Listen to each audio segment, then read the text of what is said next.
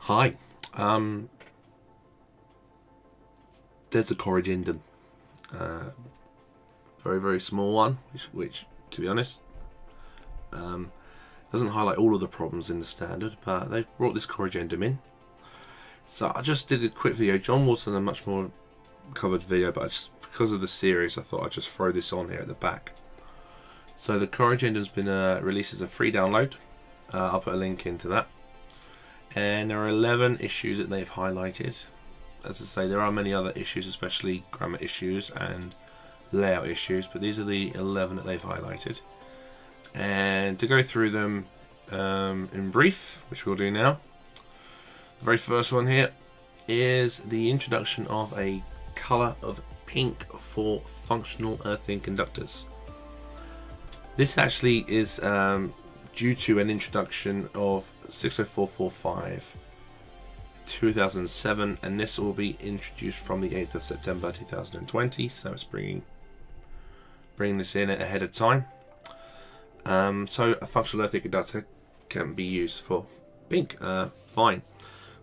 This does confuse the issue with regards to the fact that you can have a pink functional earth and a pink line conductor for a control circuit. That does create a bit of confusion, but let's see what they say further down the line with that one. Moving on down, we have the obvious one here, and this is the labels. Now, as I highlighted in the training when we covered this in 514, the labelings are quite large. Apparently, according to the Pillix that proofread this, the person who then sent this to print decided to stretch these images to make them fit the page, and so they were printed too large.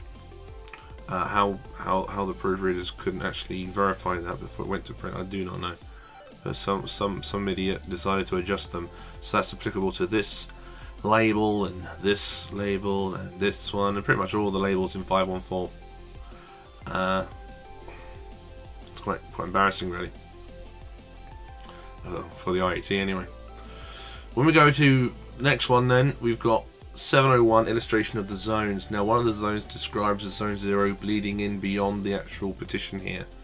That would result in the space above remaining as zone 1. So they've adjusted the drawing.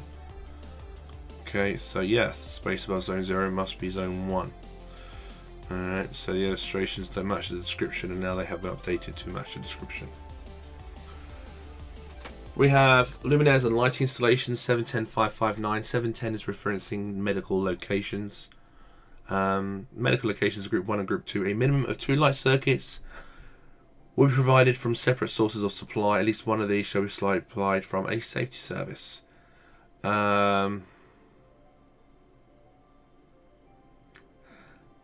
Be honest, what it said was fine because it was in 559 in lighting installation, so that's a bit of a stupid adjustment, really, from how I read it.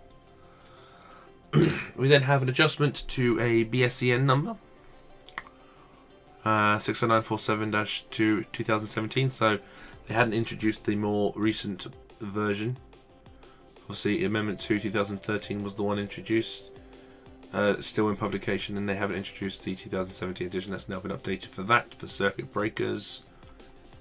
And as we go into Appendix 4, some very obvious thing that should be checked.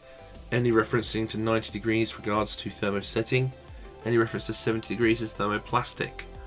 So having a 90 degree thermoplastic was obviously a cock-up, and that's now been adjusted.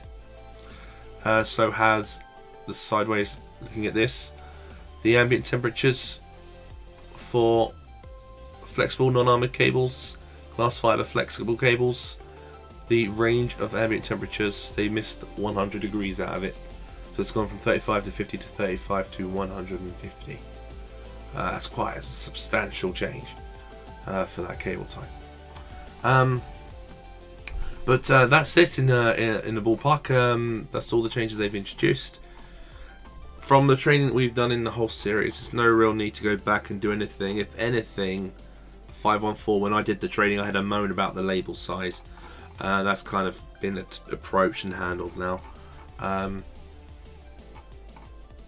Yeah, but there are still so many issues with this book.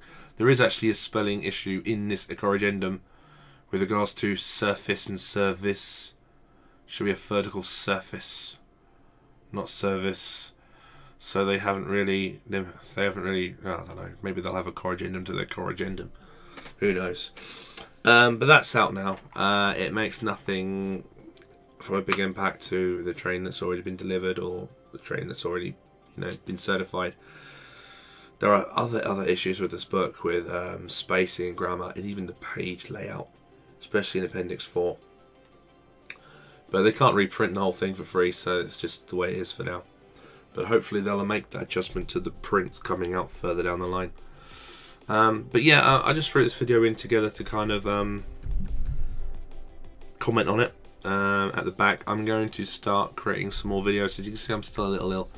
I'm going to start creating some videos out over the next couple of weeks to obviously fill requests for further support on the 18th edition and design and testing and other stuff. Alright, and hopefully do some industries talk as well soon.